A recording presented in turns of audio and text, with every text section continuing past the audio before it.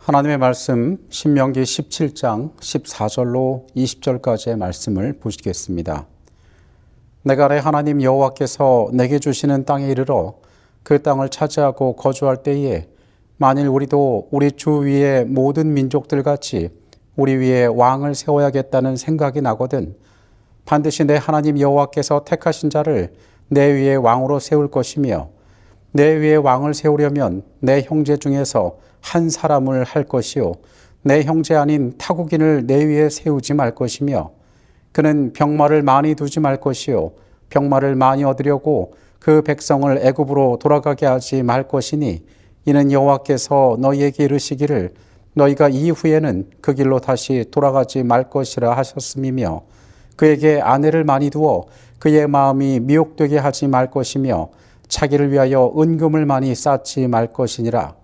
그가 왕위에 오르거든 이 율법서의 등사본을 레위 사람 제사장 앞에서 책에 기록하여 평생에 자기 옆에 두고 읽어 그의 하나님 여호와 경외하기를 배우며 이 율법의 모든 말과 이 규례를 지켜 행할 것이라. 그리하면 그의 마음이 그의 형제 위에 교만하지 아니하고 이 명령에서 떠나 좌로나 우로나 치우치지 아니하리니 이스라엘 중에서 그와 그의 자손이 왕위에 있는 날이 장구하리라. 성도 여러분, 하나님의 은혜 가운데 지난 한 주간 평안하셨습니까? 오늘 우리가 두 번째 시간을 말씀으로 함께하게 되었습니다. 하나님께서 각자에게 이 말씀 가운데 지혜 주시기를 이 시간 간절히 바라겠습니다. 성경 신명기는 모세의 마지막 유언과 같은 책으로 알려져 있습니다. 지도자 모세는 자신의 사역이 끝나갈 즈음에 그 사랑하는 백성들을 향하여 새로운 땅에서 살아갈 교훈을 이야기합니다. 하나님께서 이 지도자를 통하여 그들에게 가장 유용한 삶의 길들을 보여주셨던 것입니다. 흥미로운 것은 신명기 17장에 하나님께서는 왕에 대한 내용도 그들에게 주셨다는 사실입니다. 약속의 땅에 들어가기 이전에 이미 광야에서 하나님께서는 그들 가운데 어떠한 왕이 있어야 할지를 말씀하셨습니다.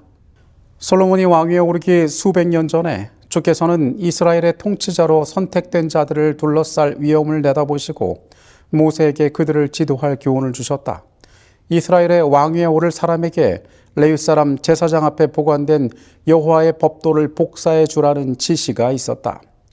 우리가 지난 시간에 살펴본 것과 같이 이스라엘 가운데 왕에 대한 요구는 사무엘의 시대에 나타났습니다. 그런데 지혜로우신 하나님께서는 훨씬 이전부터 이 미래를 내다보시고 그들을 위하여 길들을 준비해 두셨던 것입니다. 이스라엘 역사의 가장 빛나던 시대는 솔로몬의 시대였습니다. 그 왕이 통치하던 시대에 나라는 가장 풍요로움을 누렸습니다. 나라에 물질이 풍부했고 그들이 군사적으로 강력했으며 주변의 어떠한 적들도 그들을 위협하지 못하는 것처럼 보였습니다. 바야흐로 왕의 시대, 즉 모든 나라와 같이 왕을 세워 그들을 통치하는 그 시대가 절정에 달하는 것처럼 보였습니다. 그러나 우리는 성경을 통해서 그의 형통함이 어디에서 왔으며 하나님께서 그의 나라에 어떻게 함께 하셨는지를 말씀을 통하여 바라보게 됩니다. 열왕기상 3장에서 하나님께서는 이제 왕이 되는 솔로몬을 찾아오셔서 그의 마음의 소원을 물어보십니다. 솔로몬은 이렇게 대답합니다. 누가 주의 이 많은 백성을 재판할 수 있사오리까? 듣는 마음을 종에게 주사 주의 백성을 재판하여 선악을 분별하게 하옵소서. 솔로몬이 이것을 구하매 그 말씀이 주의 마음에 든지라. 그의 생애가 누렸던 그 형통함, 그의 나라가 누렸던 그 강력함, 그의 시대를 특징지었던 이 풍부함은 그가 하나님과의 대화 가운데 나타났던 그 겸손함을 통하여 가능하여졌습니다. 하나님께서 그의 말을 마음에 기뻐하셨고 그 나라를 축복하셨기 때문이었습니다. 그 모든 형통함이 하나님의 축복으로부터 그의 나라에 이르러 왔었다는 것입니다. 그런데 이 왕은 우리가 잘 알고 있는 것처럼 실패를 경험하게 됩니다. 솔로몬이 마음을 돌려 이스라엘의 하나님 여호와를 떠남으로 여호와께서 그에게 진노하시니라. 성경은 일관되게 그의 삶의 성공과 실패를 말할 때에 세상적인 판단의 기준에서 성공과 실패를 이야기하지 않습니다. 그가 하나님께 어떻게 순종하였을 때 그의 삶이 축복을 누렸고 그가 하나님으로부터 떠나갔을 때 어떠한 실패를 맛보았는지 하늘의 기준에서 우리에게 이야기하고 있을 뿐입니다. 오늘 우리는 신명기에서 주신 왕의 자격에 관한 이 하나님의 지혜의 말씀을 통하여 솔로몬의 생애가 어떻게 축복과 실패를 반복하였는지를 살펴보고 그 가운데 영적인 교훈들을 찾아보도록 하겠습니다. 신명기의 말씀으로 가봅니다. 내가 내 하나님 여호와께서 내게 주시는 땅에 이르러 그 땅을 차지하고 거주할 때에 만일 우리도 우리 주 위에 모든 민족들 같이 우리 위에 왕을 세워야겠다는 생각이 나거든 반드시 내 하나님 여호와께서 택하신 자를 내 위에 왕으로 세울 것이며 내 위에 왕을 세우려면 내 형제 중에서 한 사람을 할 것이요 내 형제 아닌 타국인을 내 위에 세우지 말 것이며. 신명기 17장의 말씀은 하나님께서 사무엘의 시대 훨씬 이전에 광야에서 그들에게 주신 말씀이셨습니다. 새로운 땅에서 그들이 경험하게 될 사건들에 대하여 하나님께서 그들을 교훈하기를 원하셨습니다. 지도자 모세는 이 말씀을 백성에게 전합니다. 하나님께서는 먼저 그들 가운데 왕을 요구하거든 어떤 자가 왕이 될지에 대하여 말씀하셨습니다. 여기서 가장 중요한 조건이 드러나는데 그 왕은 사람이 선택하는 자도 아닌 스스로 왕이 되겠다고 하는 자도 아닌 하나님께서 택하신 자가 왕이 되어야만 했습니다. 이것은 선지자 사무엘의 시대에 그들의 왕을 세울 때에 중요한 원칙으로 그들 가운데 이행됩니다. 사울도 다윗도 하나님께서 선택하셨고 그들에게 기름 부었기 때문입니다. 하나님께서는 왕이 그들 가운데 있게 되더라도 스스로 왕을 선택하실 것임을 이야기하셨습니다. 그리고 그 가운데에 또 다른 조건이 주어졌으니 그것은 너희 형제 가운데에 왕을 택하여야 할 것이라고 이야기한 것입니다. 하나님께서는 이방인이 그들을 통치하기를 원치 않으셨습니다. 백성들이 왕을 요구할 것이고 그 요구 가운데에는 그들이 주변의 모든 나라와 같이 살기 원하는 그 마음의 생각 때문임을 주께서 꿰뚫어 보셨던 것입니다. 하나님께서는 그들의 제도가 바뀌더라도 그들의 통치하는 자가 바뀌기를 원치 않으셨습니다. 택한 자를 통하여 하나님의 뜻을 그 백성들에게 나타내시고 그들과 함께 하시기를 하나님께서는 준비하고 계획하셨던 것입니다. 그렇기에 그들 가운데 왕이 세워지더라도 그 왕은 하나님의 통치 아래 있는 하나님께서 택하신 자가 왕이 되어야만 했습니다. 16절부터는 왕이 지켜야 할 것들에 대하여 나와 있습니다. 그는 병마를 많이 두지 말 것이요 병마를 많이 얻으려고 그 백성을 애굽으로 돌아가게 하지 말 것이니 이는 여호와께서 너희에게 이르시기를 너희가 이후에는 그 길로 다시 돌아가지 말 것이라 하셨음이며. 하나님께서는 왕에게 병마를 많이 두지 말라라고 이야기하십니다. 병거와 말을 그들 가운데 많이 두지 말라고 명령하신 것입니다. 왕이 지켜야 할 덕목 가운데 왜 말을 많이 가지지 말아야 하는지, 왜 병거를 많이 가지지 말아야 하는지 우리는 의아할 수 있습니다. 하나님께서 세우신 원칙이 매우 낯설고 이상해 보이지만은 하나님께서는 그들의 미래 가운데 왕이 된 자가 어떠한 유혹에 빠질지를 정확히 알고 계셨습니다. 열왕기상 10장은 솔로몬의 치세를 기록하고 있습니다. 그 가운데에 어떠한 일이 있었는지 성경은 우리에게 알려줍니다. 솔로몬의 말들은 애굽에서 들여왔으니 왕의 상인들이 값주고 산 곳이며 애굽에서 들여온 병거는 한 대에 은 600세겔이요 말은 한 필에 150세겔이라. 이 열왕기는 말하기를 솔로몬이 애굽에서 말을 많이 수입했다라고 이야기하고 있습니다. 병거 또한 마찬가지였습니다. 우리는 성경에서 솔로몬이 그 나라의 군사력을 위하여 이와 같은 일을 하였다는 것을 볼 수 있는데 그의 마음 가운데 어떠한 의도가 있었는지를 우리는 눈여겨볼 필요가 있습니다. 재림교회 성경주석은 이렇게 말합니다. 애굽은 말의 공급처로 유명하였다. 이 명령의 의미는 말을 사기 위해 중개상들을 애굽으로 보내지 말라는 것이다. 솔로몬은 이 점에서도 큰 죄를 범하였다. 사실상 산이 많은 팔레스타인에서 대규모의 기병부대가 신속하게 이동하는 것은 지형적으로 매우 어려운 일이었다. 그러므로 큰 기병부대를 창설하는 일은 곧 멀리 떨어진 나라들과 동맹을 맺는 것을 의미하고 인근에 있는 나라들을 정복하려는 욕망을 나타내게 될 것이었다. 이스라엘의 영적 운명은 세속적 정복에 대한 욕심 가운데서 파멸되어 버릴 것이었다. 신명기서에서 너희가 병마를 많이 갖지 말고 애굽으로 그것을 위하여 사람을 보내지 말라고 하신 하나님의 말씀에는 뜻이 있었습니다. 그 당시에 말과 병거는 오늘날의 전차와 같은 고도화된 군사적인 무기였습니다. 이것을 보유한다는 것은 내가 정복에 대하여 욕심을 내고 있다는 것이었습니다. 이스라엘은 그들의 지형이 기병을 운영하기에 적합한 곳이 아니었습니다. 그들이 병거와 말을 많이 갖는다는 것은 이방의 모든 나라들과 같이 그들 역시 정복에 대한 꿈을 꾼다는 것을 의미했습니다. 모든 나라들과 같이 하나님께서 주시는 축복이 아닌 세상적인 축복을 위하여 그들의 삶이 준비하고 나아가고 있다는 것입니다. 하나님께서는 그들의 이러한 잘못된 욕망을 경고하시기 위하여 이 말씀을 그들에게 주셨던 것입니다. 그런데 솔로몬의 시대에 그와 정반대의 일들이 그들 가운데 벌어졌던 것입니다. 누군가는 말할 수 있습니다. 왕이 자신의 나라에 부국강병을 꾀하는 것이 도대체 뭐가 잘못되었냐고. 그런데 이것은 그들 가운데 믿음의 부족을 드러낸 일이었습니다. 분명한 하나님의 명령에도 불구하고 그가 그 일을 했다는 것은 하나님을 의지하기보다는 세상적인 방법을 의지하고 있었다는 것을 나타내었기 때문입니다. 그들이 세상적인 방법을 선택하고 자신들의 문제를 해결해 간다면 결국 그 스스로에게 영광을 돌릴 수밖에 없게 될 것이었습니다. 이것은 그들을 영적인 실패로 이끌게 될 것이었습니다. 17절입니다. 그에게 아내를 많이 두어 그의 마음이 미혹되게 하지 말 것이며 자기를 위하여 은금을 많이 쌓지 말 것이니라. 솔로몬의 결혼에 대하여 우리는 잘 알고 있습니다. 성경은 그가 얼마나 많은 아내를 두었는지 이야기하고 있습니다. 왕은 후궁이 700명이요 첩이 300명이라. 그의 여인들이 왕의 마음을 돌아서게 하였더라. 어떤 면에서 권력을 가진 자의 많은 결혼은 그 시대의 당연한 일이었습니다. 결혼은 하나의 중요한 정치적인 도구가 되었기 때문입니다. 그들은 혼인을 통하여 서로 간의 동맹과 안전을 도모하고 그 일들을 통하여 나라의 국력을 키워나갔습니다. 그러나 이건 역시 인간적인 방법이었음을 우리는 알게 됩니다.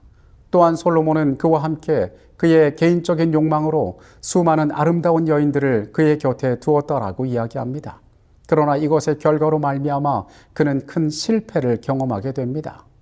신명기의 말씀에 경고에도 불구하고 그는 많은 아내들을 두게 되었고 그들은 결국 왕의 마음을 돌아서게 하였다고 성경이 우리에게 이야기합니다. 단순하지만 분명한 말씀에 순종하지 않을 때에 우리의 삶이 어디를 향하여 가게 될지 솔로몬을 통하여 우리는 분명하게 보게 됩니다. 신명기의 말씀은 또한 왕을 향하여 은금을 많이 쌓지 말라라고 이야기합니다. 번영에는 위험이 도사리고 있다. 각 시대를 통하여 부와 명예에는 항상 겸손과 영성을 해칠 위험이 따랐다. 옮기기 어려운 컵은 빈 컵이 아니라 균형을 잡고 조심스럽게 옮겨야 할 가득 찬 컵이다. 고통과 역경이 슬픔을 가져올 수 있으나 영적 생애의 가장 위험한 것은 번영이다. 하나님의 백성들이 끊임없이 하나님의 뜻에 복종하지 않는 한, 그들이 진리로 성화되지 않는 한 번영은 확실히 그들을 오만으로 기울어지게 할 것이다. 성경은 물질을 죄악시하지 않습니다. 그러나 그의 삶에 가져온 물질의 풍요, 즉 번영이 그에게 영적으로 얼마나 위험한 것인지에 대하여 자주 우리에게 경고합니다. 신명기의 말씀은 왕이 행할 일 가운데 너희 가운데 은금을 많게 하지 말라라고 경고합니다. 솔로몬의 시대에 그가 가진 풍요는 보통 우리에게 아름다운 것들로 이야기되어지곤 합니다. 하나님께서 축복하신 시대, 이스라엘이 가장 번영하던 시대, 금이 돌처럼 흔하던 그 시대를 우리는 아름답게 이야기합니다.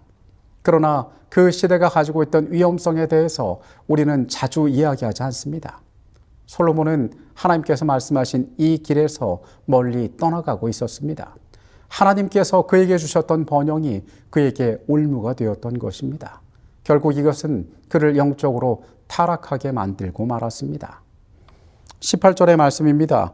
그가 왕위에 오르거든 이 율법서의 등사본을 레위 사람 제사장 앞에서 책에 기록하여 평생에 자기 옆에 두고 읽어 그 하나님 여호와 경외하기를 배우며 이 율법의 모든 말과 이 규례를 지켜 행할 것이라. 하나님께서는 왕을 향하여 명령하시기를 율법서를 기록하고 그것을 자신의 곁에 두어 평생 읽으라라고 이야기합니다. 그리하여 하나님 경외하기를 배우고 그 율법의 뜻대로 너희가 다스리라라고 이야기합니다. 우리에게 있어서 정말 중요한 것들을 우리는 곁에 두고 자주 확인하게 됩니다. 죄 가운데 살아가는 인간은 망각의 동물이므로 우리는 중요한 것을 잊어버릴 때가 많기 때문에 그렇습니다. 하나님께서는 세상에 세우신 자신의 왕이 그 중요한 원칙들을 잊어버리지 않기를 원하셨습니다. 이스라엘의 왕은 그 스스로의 생각으로 나라를 다스리는 존재가 아니었습니다. 그는 하나님의 뜻에 따라 백성을 다스리는 존재였습니다. 그래서 하나님의 뜻인 율법이 그 나라의 근본이요 기초가 되어야 했습니다. 왕은 그 중요한 사실을 결코 망각해서는 안 됐습니다. 그래서 그 율법을 대할 때에 그는 하나님을 경외하는 법을 배울 수 있었고 그것을 통하여 그 율법으로 그 나라를 통치할 수 있었습니다. 이것이 하나님께서 왕에게 주신 매우 중요한 원칙이었습니다. 그리하면 그의 마음이 그의 형제 위에 교만하지 아니하고 이 명령에서 떠나 좌로나 우로나 치우치지 아니하리니 이스라엘 중에서 그와 그의 자손이 왕위에 있는 날이 장구하리라. 이 하나님의 명령 가운데 순종할 때에 그 율법이 그의 마음에 있을 때 이것이 되풀이되어 확인될 때에 여호와께서 그들의 통치자가 되심을 왕이 겸손히 인정할 때에 그 나라는 모든 것들이 형통한 가운데 이루어질 것이었습니다. 선지자의 글은 그의 치세 초기에 그가 이 신명기의 말씀을 어떻게 대했는지를 이야기해 줍니다. 솔로몬은 이 경고를 잘 알고 있었으며 한동안 그것에 주의를 기울였다. 그의 최대의 소망은 시내산에서 받은 법도를 따라 생활하고 다스리는 것이었다. 국사를 처리하는 그의 태도는 그 시대의 열국, 곧 하나님을 경외하지 아니하고 그 통치자들이 하나님의 거룩한 율법을 발 아래 짓밟는 열국의 습관과는 뚜렷한 대조를 이루었다. 그가 왕이 되었을 때에 이 신명기에 하나님께서 수세기 전에 그들에게 주셨던 이 중요한 원칙들을 솔로몬은 알고 기억하고 있었다고 이야기합니다. 그래서 그는 이 원칙 가운데 나라를 통치했습니다. 하나님을 경외했습니다. 그 결과로 그들 가운데 번영이 뒤따랐던 것입니다. 그가 여전히 겸손하게 하나님을 인정하고 그 말씀의 지시대로 그의 통치의 시간들을 보냈더라면 그 날은 길었을 것입니다. 그런데 안타깝게도 그는 실패를 경험하게 됩니다. 역사는 여디디야, 즉 여호와께서 사랑하심이라고 불리었던 자, 너무나 혁혁한 하나님의 은총의 증거들로 말미암아 그의 지혜와 정직함이 온 세상의 명성을 얻도록 하나님께서 영화롭게 하신 자, 다른 사람들을 인도하여 이스라엘의 하나님께 영광을 돌리게 하던 자가 여호와를 섬기는 일에서 돌아서서 이방 신상들 앞에 절했다는 슬픈 사실을 기록하였다. 솔로몬은 그 출생이 그렇게 행복한 사람은 아니었습니다. 그는 밧세바에게서 태어난 다윗의 아들이었습니다. 어쩌면 그의 존재는 사람들로 하여금 다윗의 죄악을 떠올리게 하였습니다. 아마도 그는 궁정에서 눈치 보며 불안한 가운데 그의 어린 시절을 보내고 있었는지도 모릅니다. 그때 하나님께서 선지자 나단을 이 소년에게 보내십니다. 그리고 선지자가 하나님께로 받아온 것은 그의 이름이었습니다. 하나님께서는 선지자를 통하여 이 소년에게 여디디야라는 이름을 주십니다. 하나님께서 사랑하시는 자. 어쩌면 죄의 관계 가운데 태어난 아들이었지만 다윗의 죄악을 떠올리게 하는 그런 인물이었지만 솔로몬의 이름은 하루아침에 여호와께서 사랑하시는 자 여디디야로 바뀌게 됩니다. 이런 빛나는 하늘의 기대 속에서 이 소년은 성장했고 이스라엘의 가장 번영한 시대의 왕이 되었습니다. 그가 하나님의 말씀을 기억하고 거기에 순종하고 그 스스로를 낮출 때에 참된 통치자를 인정하실 때에 그 나라의 번영이 뒤따랐습니다. 그런데 참으로 안타깝게도 이 아름다운 이름을 가졌던 이 왕이 실패하게 되었던 것입니다. 일찍이 왕권을 휘둘렀던 가장 위대한 제왕 중에 하나였던 솔로몬이 방탕자가 되고 다른 사람들의 앞잡이와 노예가 되었다. 한때 고생하고 장부다웠던 그의 성품은 무기력하고 연약하게 되었다. 살아계신 하나님께 대한 그의 신앙은 무신론적 회의로 대치되었다. 불신은 그의 행복을 파괴하고 그의 원칙을 약화시키고 그의 생애를 타락시켰다. 그의 통치 초기에 보여주었던 공의와 아량은 압제와 폭정으로 변하였다. 불쌍하다 인간성에 연약하며 하나님께서는 당신을 의지할 마음이 없는 사람들을 위하여 하실 수 있는 일이 거의 없으시다. 오늘 우리는 신명기의 말씀에서 하나님께서 먼 훗날 그들 가운데 세워질 왕을 위하여 중요한 원칙들을 준비하셨다는 사실을 보게 됩니다. 그리고 이스라엘의 번영을 이끌었던 솔로몬이 과연 그 말씀 가운데 그의 생애를 어떻게 살아갔는지를 살펴보았습니다. 여러분, 솔로몬은 이 말씀을 알고 있었습니다. 그리고 이 말씀에 순종하던 때가 있었습니다.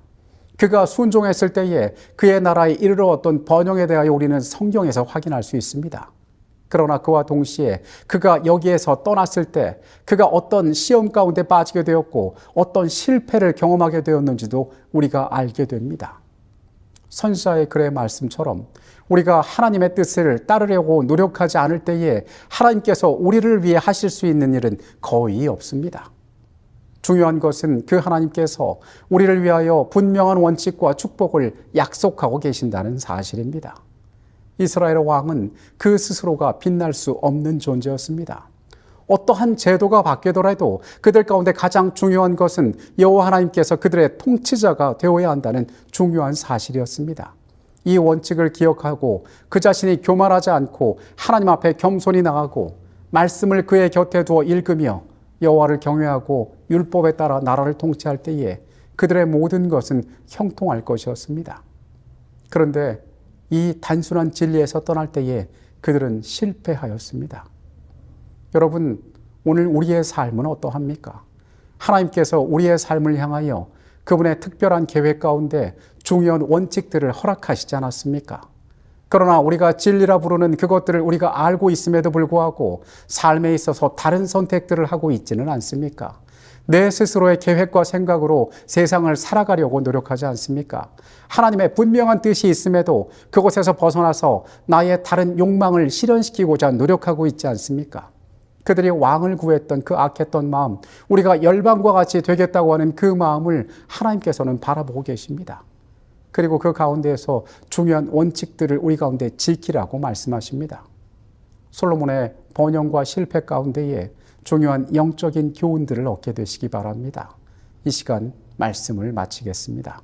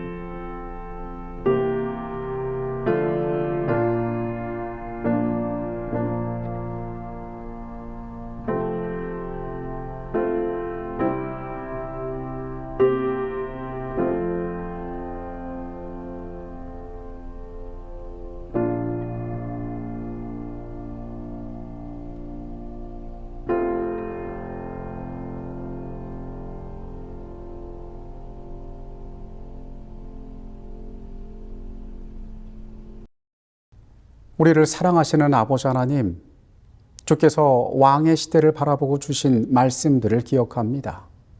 그것을 우리의 곁에 두고 읽어 우리를 겸손히 하고 주 하나님께서 우리를 통치하시며 주의 뜻대로 살아갈 때에 우리에게 형통함이 있음을 기억하게 하여 주시옵소서.